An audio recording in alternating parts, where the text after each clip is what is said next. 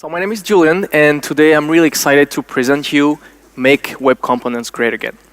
And with a title like this, you might wonder if it has anything to do with Donald Trump. And the answer is no, I'm sorry. It has nothing to do with Donald Trump. It has to do with my experience using web components. So here is my story. Around 4 years ago, I discovered Polymer and the web component specs. And I was not impressed at all, because at the time we had the fantastic AngularJS. And we had directives, two-way data binding. It was the best.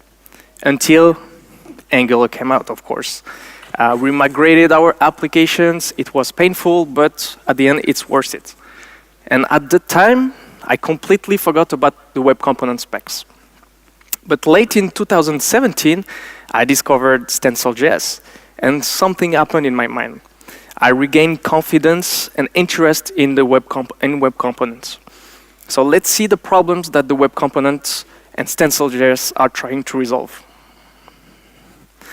As front-end developers, we're facing three major problems. First one is that the industry is evolving at a pace that's getting out of control. Interop is not out of the box, meaning that you cannot use a React library within an Angular application and vice versa. And we keep creating the same code over and over again. For instance, those projects are implementation of the material design spec for different frameworks. So it's a waste of resource, because at the end, it's just some buttons with ripple effects, right? So to fix those problems, we need a universal way to create reusable components that can last for a while. And a solution to that very problem is to use the web platform. And that's what we are going to learn today. So let's talk about the web component specs. There are three important specs that we need to learn about: custom elements, shadow DOM, and HTML templates. Custom elements allow you to create your own HTML elements.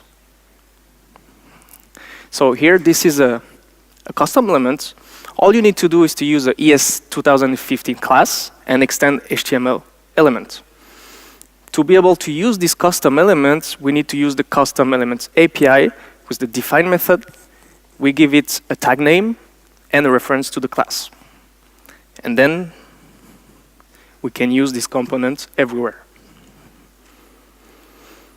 The custom elements have three lifecycle hooks.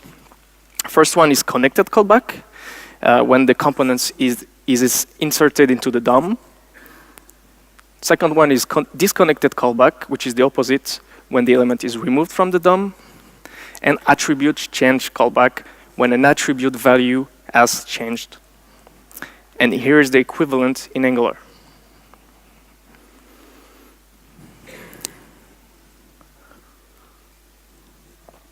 Unfortunately, observing attribute changes is not a feature that is available out of the box with the native spec. If we have a custom element like this one, how do we listen to name attribute changes? Well, it is possible, but we need to use observed attribute getter, which should return an array of attribute name that we want to listen to. Every time one of these attributes changes, attribute change callback is triggered, and you get the name, the old value, and the new value. And then we can do something with this data. In this case, we update the DOM. But be careful, attributes can only be strings. So how do we pass complex data, such as arrays or objects, down into our web components? In that case, we need to use properties. So let's say we have a component like this one that displays a list of things. First, we need to initiate a private list in the constructor. To get this private list from the outside, we can use a getter with the name that you want here, list. To set the list from the outside, we can use a setter list. And in that case, we want to update the DOM after we set the list. So let's see an example on how to use that. First, we need to get a reference to the component. Then we can get the current list using the dot list, and we get an empty array. And if we want to set a new list, we do dot list equals something. And to finish on custom elements, we need to learn how to dispatch events. So first of all, we need an event to dispatch. So it could be a mouse event, it could be a keyboard event, or it could be a custom event like this one. Then we dispatch the event, and at a given time, here we want to dispatch this event when the element is inserted into the DOM. And to get the event from outside the component, we need to add an event listener to it. Then we can do something when the event is triggered. So we're done talking about custom elements. Let's talk about Shadow DOM. So Shadow DOM is basically a node that encapsulates your whole component.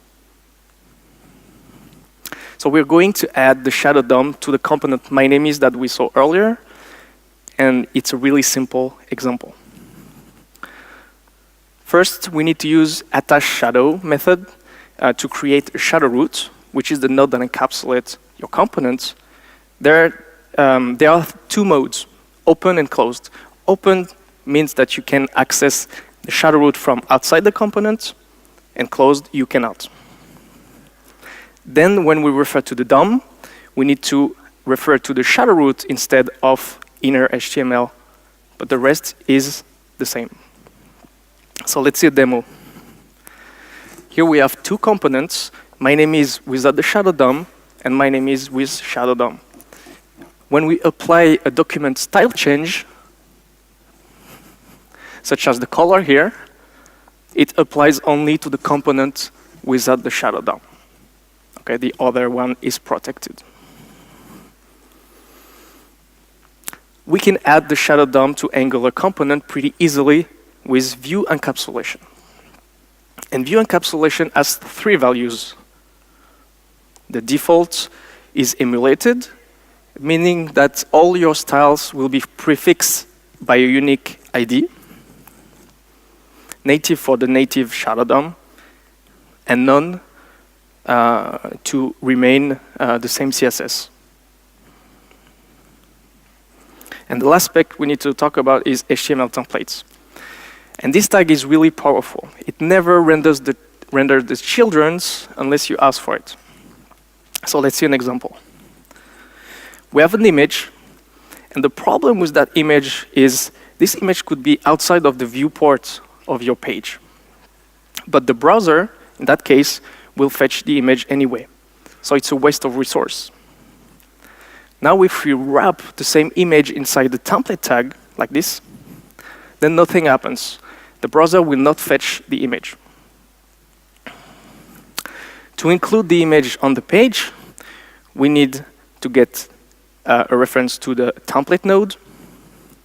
Then we deep clone the content of it, and we can append this image to the page. And at this moment only, the image will load. And as Angular developers, we use the template tag all the time without even knowing it. So the ngIf directive here wraps the element inside the ng template, which is the Angular own implementation of the template tag. So it's never rendered by the browser by default.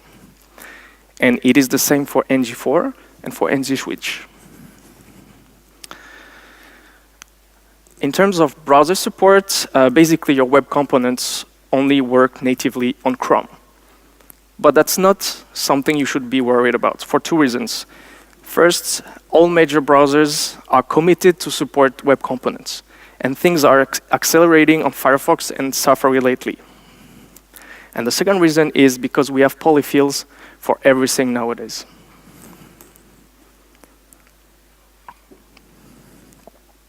With the right polyfills, web components work everywhere. So now you might wonder if you can use web components within Angular. And the answer is yes. With custom element schema, we can use web components as if they were Angular components. It's a seamless integration. So let's recap why web components are something worth checking out. Custom elements are reusable pieces of code. With Shadow DOM, your style do not leak. There is no dependency whatsoever. And with polyfills, your components run everywhere.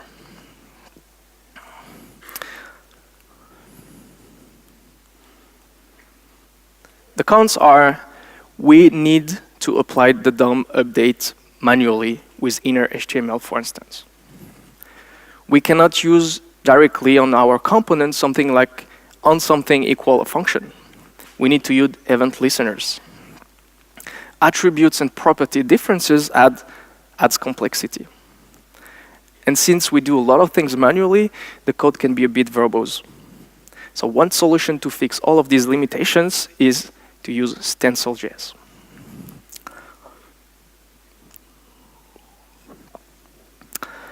So to make things clear before we start, StencilJS is not another framework.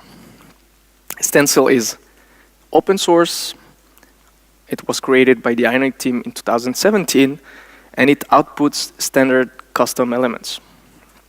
So basically, Stencil is a compiler that generates web components. Stencil works everywhere. It uses a dynamic polyfill loader to load the missing polyfills only when necessary. Stencil is fast. Stencil uses dynamic imports to load components, so only the components that are needed will be loaded at a given time. What you get out of the box is a mix of great features and tools from Angular and React. You get JSX, virtual DOM, and async rendering that comes from the React ecosystem. You get TypeScript and decorators that comes from Angular ecosystem, and server-side rendering is common to both. All the Angular decorators that you already know about have an equivalent with Stencil. The only exception is the state decorator. And the state decorator represents the internal data of your components, and this is inspired by React. Stencil has the exact same lifecycle hooks as React, which is 2 more than the native implementation. So you get more flexible. Let's see some code. What I did is I re-implemented the My Name Is component that we saw earlier with Stencil. First of all, we decorate our class with the add component decorator. We give it a tag name and a style URL, exactly like you will do in Angular. Then we use the add prop decorator to let the component know that we expect the name from outside the component. And to finish, the render method must return JSX. And every time the prop name changes, the component will update by calling the render method again. So as you can see, a Stencil component is a mix of Angular and React components. Now another example of a counter that increments itself by 1 every second. First of all, we declare count here as an internal state. So the data do not come from outside, it's rather from the inside. In the component did load hook, we start incrementing the counter by 1 every second. And to finish, in the render method, we return the current state, and every time count changes, which is every second, the render method is called again. Any Ionic users in the room? Not much? Yeah, all right, cool. So in case you lived under a rock for the past months, Ionic 4 is powered by StencilJS. So what does it mean exactly? It means that all the Ionic components are now web components. Cards, buttons, every single component. Ionic is now framework agnostic, so you can use Ionic in React application, in Vue application, in Angular, or just by itself. And if you use Ionic with Angular, it means that you get a smaller bundle.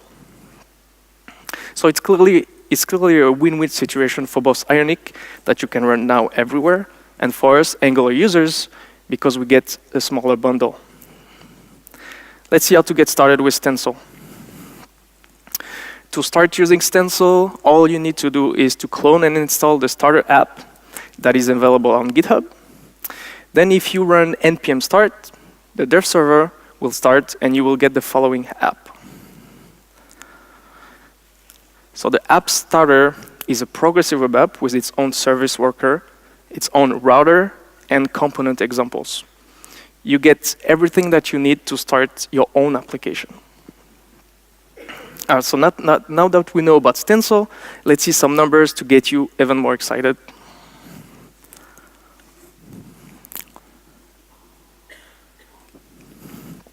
So several months ago, I wanted to compare the syntax and performance between all the alternatives we have to create web components.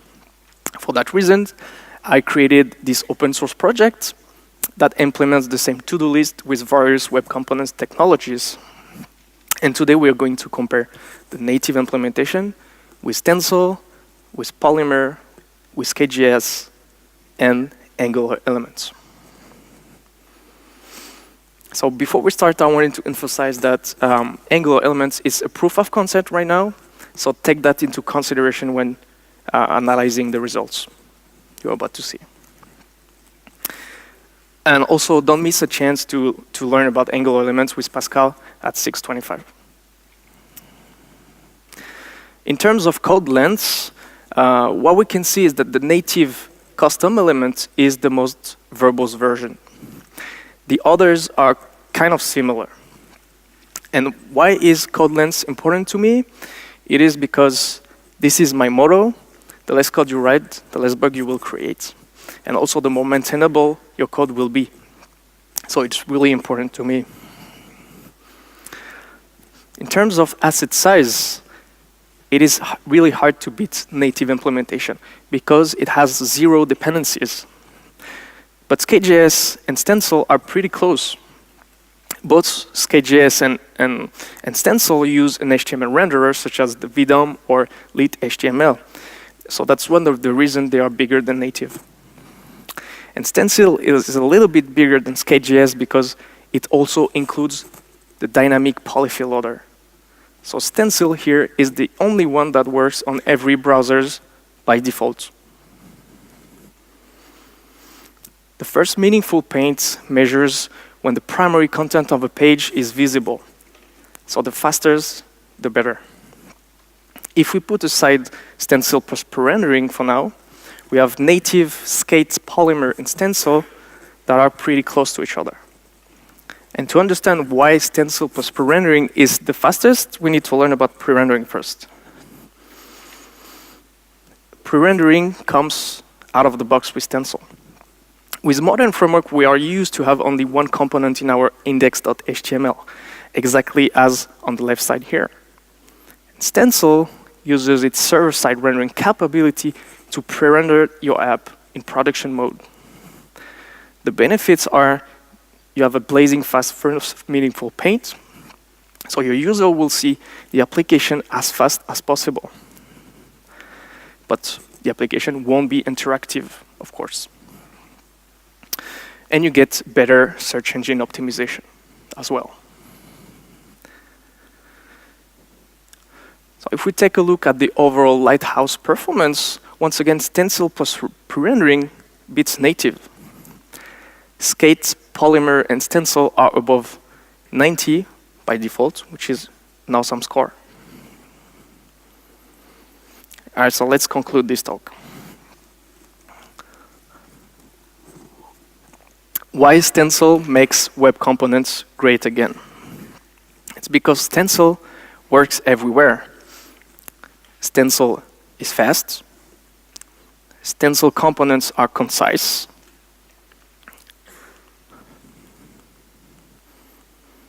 Stencil optimizes the DOM manipulation by default.